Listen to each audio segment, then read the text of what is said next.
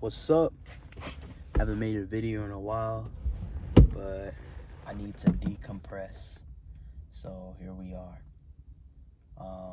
I couldn't really decide on a topic to go with. Like I'm stuck between two. So here we are. Anyways, I don't know. The topic is gonna be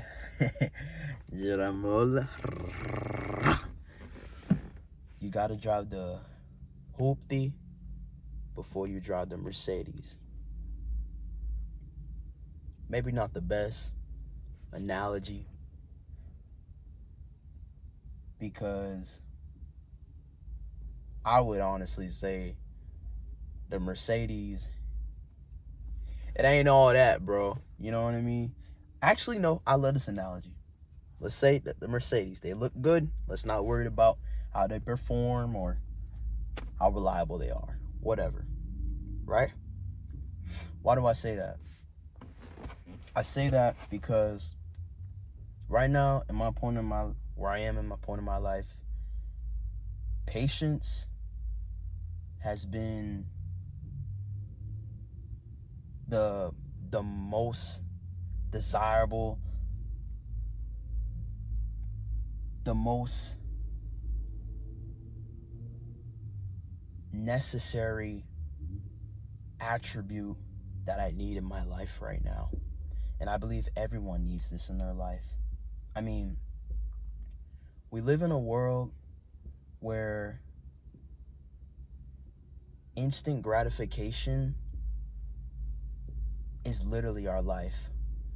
Whether that be from our phones, when we're scrolling on TikTok, or we're on Instagram, every scroll we get information, instant dopamine to the brain. Like everything is instant. Okay, I'm hungry, boom. Okay, I go to McDonald's, I get me a sandwich. You know what I mean? I instantly feel the void in my belly. But also, people feel the void within themselves with instant gratification. And things we get instantly might feel good for that split second, or after I eat up that cheeseburger, you know what I mean? I'm feeling good while my belly full or whatever, with that not so good food, you know what I mean? Not that good feeling food that would have took time if you would have went home and made you some rice and beans and some pollo, right? It's not gonna hit like that, but it's gonna hit for a little bit, right? But in our impatience, in our want, in fulfilling our I'm not gonna say our need, our want to be fulfilled instantly, we lose quality of life, quality in our food that we're putting into our bodies, quality overall, all because we didn't have that patience to wait. And the same thing applies to everything in this world. Literally everything. I'll give you a job analogy.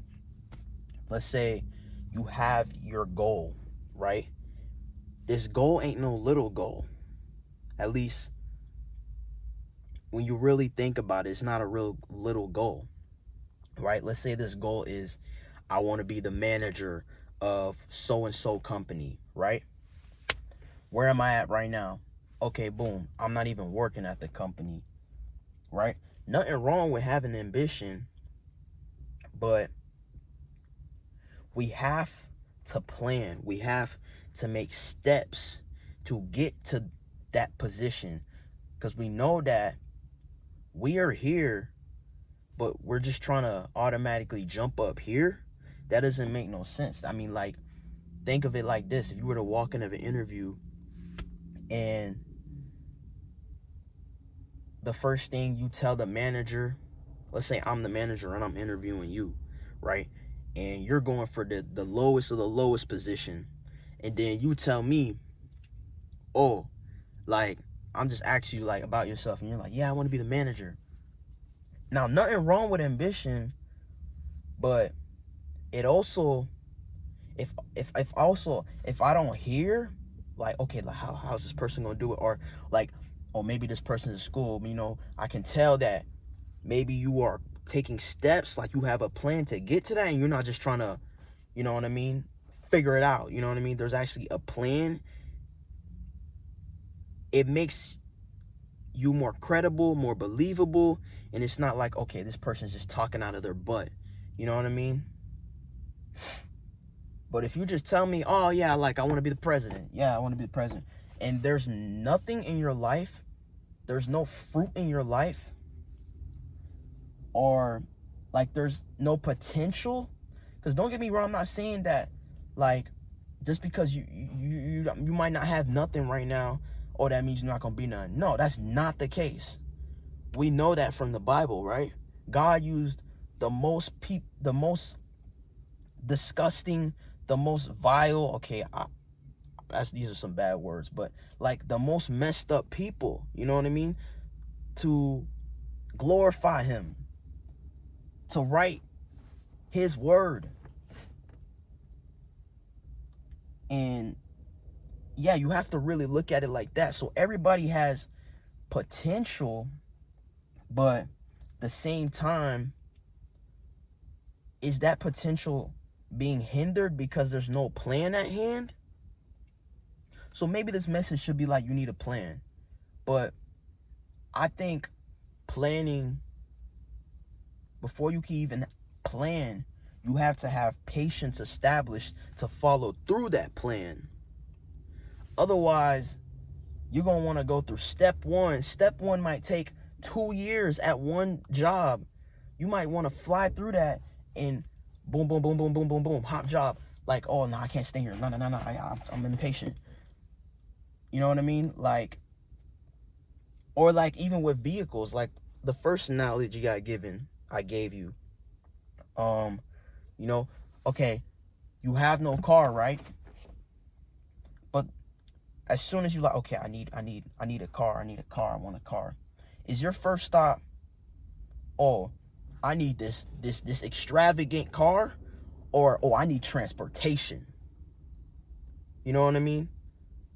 Before you can get to what's extravagant, you have to start at the bare minimum so you can even appreciate what's extravagant. Because if you were to get this Mercedes or this Jeep or just any expensive car, how would you treat that car if you don't even know how to treat the Hoopty, the lowest of the lowest car, the cheap car that gets you to point A to point B, but it ain't the prettiest? If you can't even treat that car well, what makes you think you're going to treat the $100,000 car well? So my point is, we have to be patient. We have to be willing to start from the bottom. And there's nothing wrong. If you already in the middle, you already got, you know what I mean? You already there. Cool. Take advantage of that, right? But also plan. Acknowledge where you're at and plan and be patient. Follow that plan and stick with it. Don't jump steps. Be patient with yourself. Patience is of a virtue. It's a great virtue, a beautiful virtue. So much great things come with patience and time.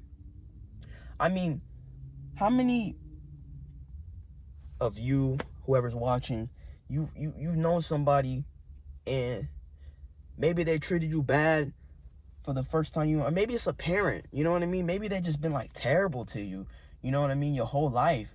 And then out of nowhere, they do a whole complete 180. The same thing applies to everything we do in our lives. You know what I mean? Some people don't develop within 1 or 2 years. Some people take their whole entire life to change. It's like when people give their life to Christ, you know what I mean? It might happen at the last second. You know what I mean? That's why it's so bad and I'm guilty of this, and I want to do better. And I think we all should work on this, you know what I mean? So we can all do better to love one another. Even the folks that we think ain't for us, you know what I mean? They might be at a point in their life where they might not be the best person, you know what I mean? Maybe they're racist right now. But who's to tell 10, 20, 15, or even a year from now, their whole life might change. You know what I mean? They might get fixed. All that trauma that's making them treat you that way might get fixed. You know what I mean? That's why we have to have grace. Because there are things in our life that we are not 100%. And we know it. We know ourselves more than anybody. Whereas we know that, like, I got things, I'm like, oh, shoot, I know I need to work on that.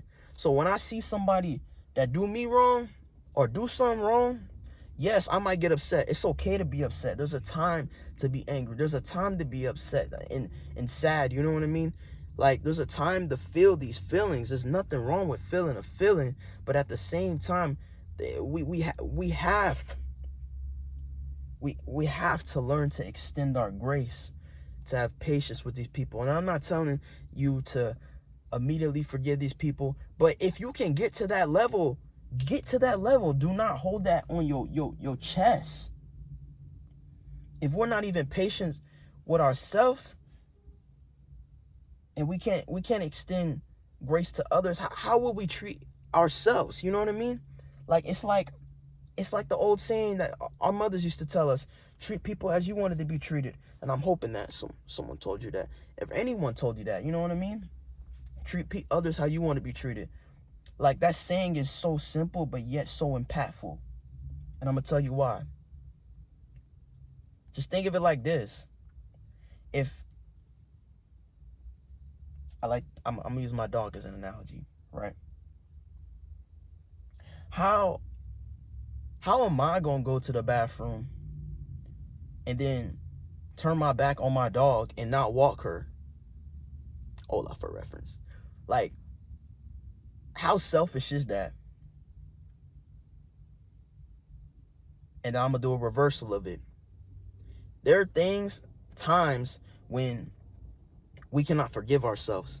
And we probably don't admit it because we're probably not thinking about it like that. But I know for myself, there are things that I found it very hard to forgive myself on. And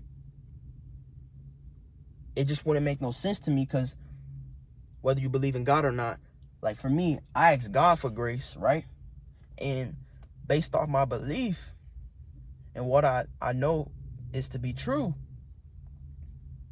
I know that he forgives me, right? So who am I not to forgive myself? If my God Almighty forgives me, but I can't forgive myself, it's hypocrisy.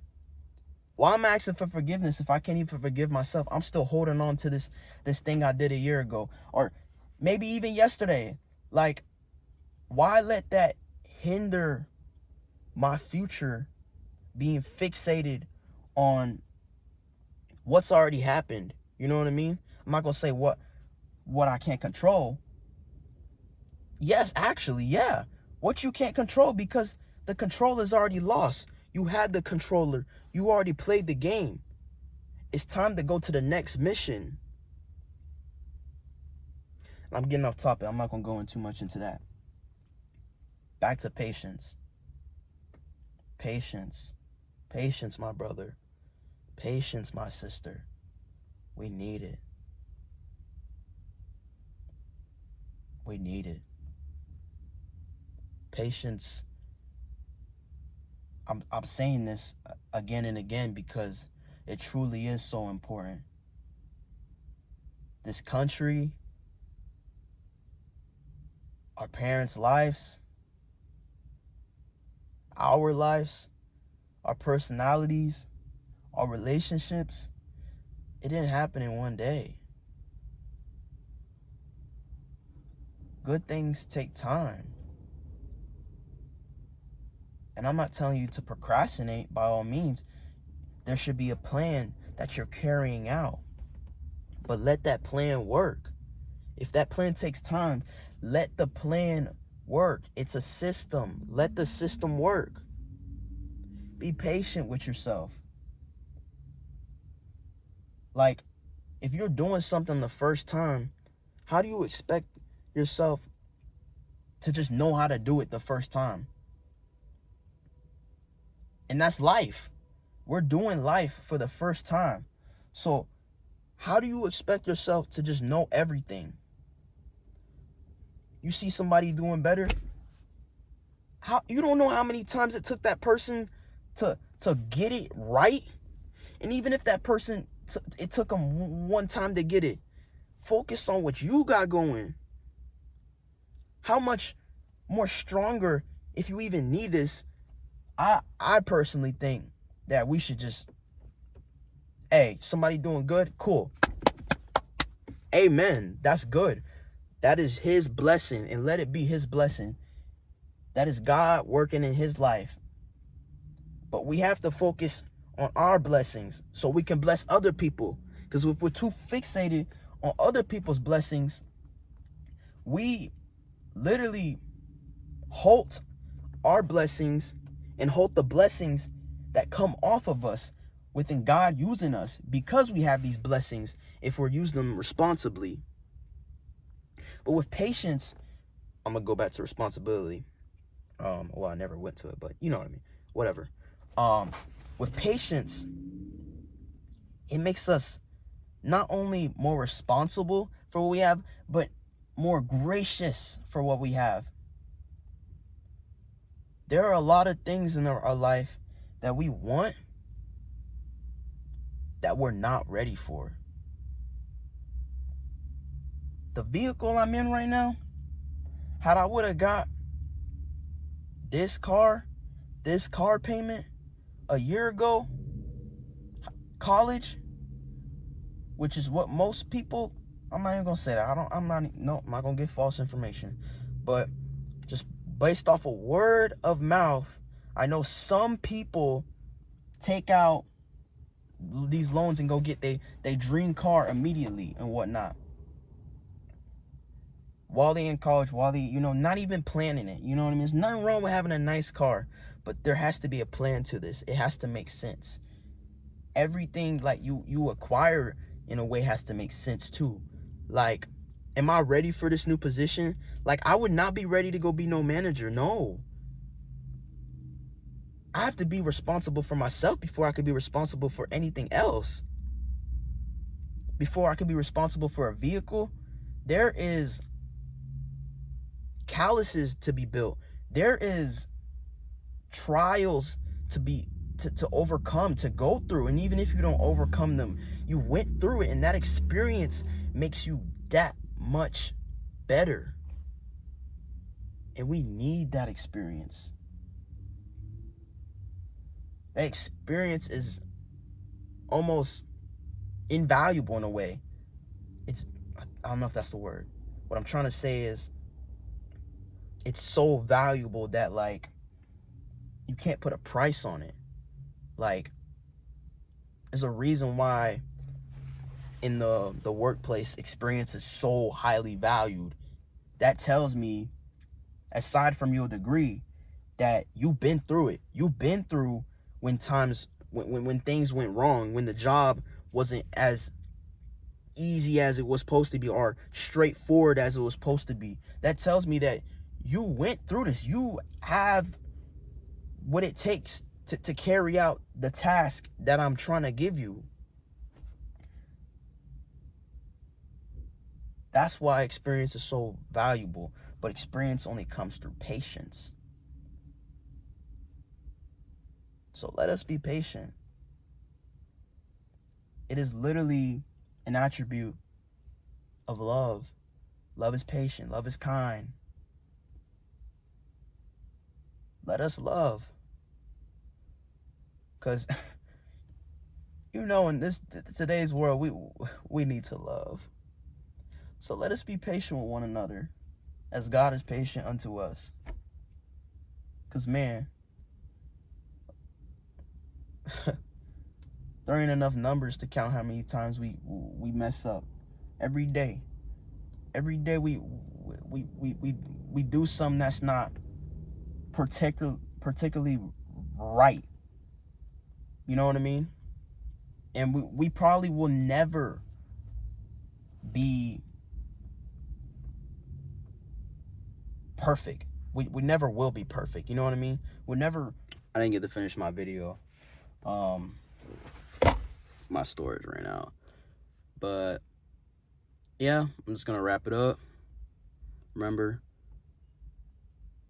patience is what you need in your life. So every aspect of your life, try to give it more time. Whether that be your career, your relationships, even the way you love, the way people love you, and how you receive it. Things that annoy you, people that annoy you. Try to be more patient. And if it helps, because what helps me, try to care less too.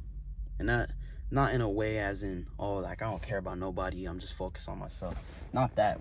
Just more so, try not to take things too serious. Try not to take life too serious in a way too. Like, we have to be able to just literally be a plop sometimes and just exist and relax. And like, oh, so what, he driving slow? Like, come on, bruh. It's not the end of the world. Oh, he cut you off. Okay, so what? It's not the end of the world. You screaming, hollering, it don't do nothing. You know what I mean? And even if you go catch him, you go rage road and get in his face, and